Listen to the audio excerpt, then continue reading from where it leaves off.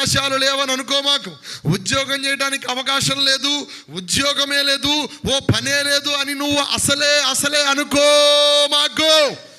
వట్టి చేతులతో దేవుడు నిన్ను ఉండనీయడు.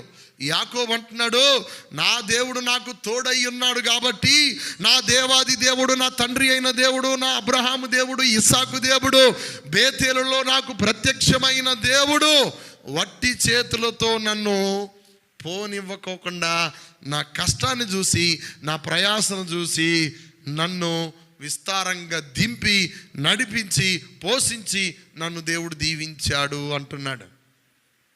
మీకు మాట చెప్పనా? దేవుడు తన బిడ్డలని వట్టి చేతులతో ఉన్నీయడు. మొదటి మాట, వట్టి పాత్రగా, వట్టి చేతులతో, ఖాళీ సంచుల్లాగా, ఖాళీ సంవత్సరాల్లాగా, ఖాళీ కాపురాల్లాగా, లేకపోతే నిరాశతో, నిరుత్సాహాలతో బ్రతికేవారిగా దేవుడు ఉంచడు. అది దేవుడు పని కాదు. ఆయన తోడయుండి, అవకాశాలు లేవని అనుకోమాకు. ఉద్యోగం చేయడానికి అవకాశం లేదు, ఉద్యోగమే లేదు, ఓ పనే లేదు అని నువ్వు అసలే అనుకోమాకు. వట్టి చేతులతో దేవుడు నిన్ను ఉండనీయడు.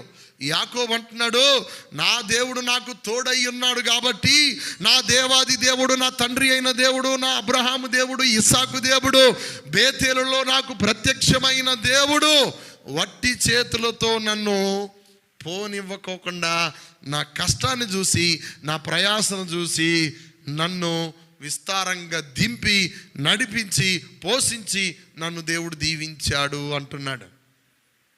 మీకు మాట చెప్పనా? దేవుడు తన బిడ్డలని వట్టి చేతులతో ఉన్నీయడు. మొదటి మాట, వట్టి పాత్రగా, వట్టి చేతులతో, ఖాళీ సంచుల్లాగా, ఖాళీ సంవత్సరాల్లాగా, ఖాళీ కాపురాల్లాగా, లేకపోతే నిరాశతో, నిరుత్సాహాలతో బ్రతికేవారిగా దేవుడు ఉంచడు. అది దేవుడు పని కాదు. ఆయన తోడయుండి